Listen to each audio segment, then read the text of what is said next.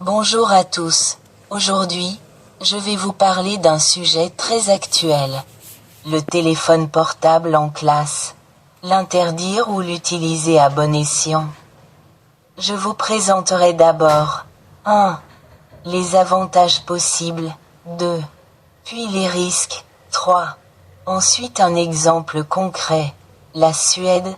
4. Et enfin mon positionnement personnel. 1. Avantage de l'usage du portable en classe. Commençons par les points positifs. Le portable est un outil polyvalent. L'étudiant peut l'utiliser comme dictionnaire, pour faire des recherches rapides, pour consulter des applications pédagogiques ou des ressources numériques. Il encourage l'autonomie. L'étudiant apprend à chercher l'information, à organiser son temps, à utiliser des outils numériques de façon responsable. Dans certaines disciplines, le portable peut faciliter des activités interactives, questionnaires en ligne, vidéos éducatives, quiz en temps réel, etc. Il prépare les jeunes à un monde où la technologie est omniprésente. Savoir utiliser un outil numérique de façon utile est aussi une compétence. 2. Inconvénients et risques de l'usage du portable en classe. Mais il y a aussi des risques importants. Distraction. Au lieu de suivre le cours, l'étudiant peut aller sur les réseaux sociaux, jouer ou envoyer et recevoir des messages. Perte de concentration. Les notifications, les pop-UPS ou les messages détournent l'attention du cours, provoquant que l'étudiant se distrait de la classe. Moins de communication directe. Les étudiants peuvent moins interagir avec leurs camarades et avec l'enseignant si tout passe par l'écran. Dépendance. Un usage excessif peut conduire à une utilisation compulsive, nuisant au sommeil ou à l'équilibre général. 3. L'exemple de la Suède. Limiter fortement l'usage du portable. La Suède est un exemple concret que l'on peut citer dans ce débat.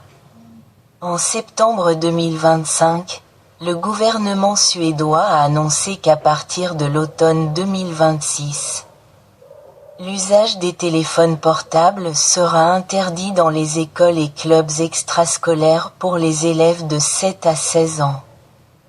Les élèves devront remettre leur portable à l'entrée de l'école et le récupérer à la fin de la journée.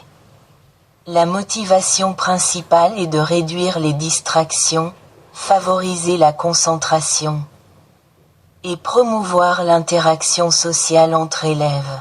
En parallèle, la Suède veut encourager l'usage des livres physiques, renforcer les bibliothèques scolaires et réduire le temps passé devant les écrans. Le gouvernement alloue des fonds pour cette réforme, 95 millions de couronnes suédoises en 2026. 100 millions l'année suivante. Limite de cette approche. Une étude a montré que l'interdiction seule ne change pas fortement les résultats scolaires ou le bien-être des élèves. Les différences peuvent être minimes.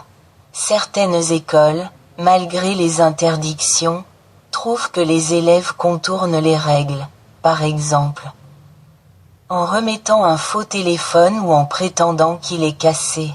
Donc, cette politique suédoise est un exemple audacieux, mais elle n'est pas parfaite. 4.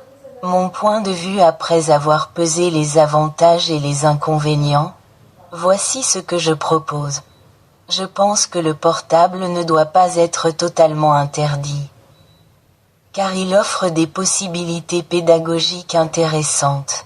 Mais il faut mettre en place des règles claires et strictes. Moment où il est permis, recherche. Activité précise. Moment où il est interdit, cours magistraux, discussion. Mode silencieux, verrouillage des notifications. Contrôle ou surveillance raisonnable de l'usage. On peut aussi combiner les deux idées.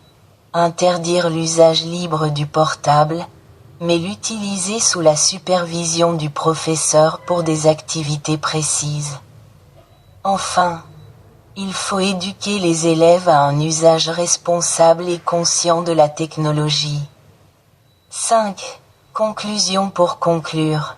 Le portable en classe présente à la fois des atouts, outils, autonomie, interactivité, et des risques, distraction, harcèlement, perte de concentration.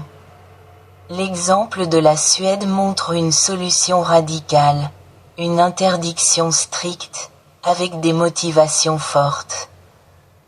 Mais aussi des limites, mon choix personnel, partir d'un compromis, avec des règles encadrées et l'usage contrôlé du portable.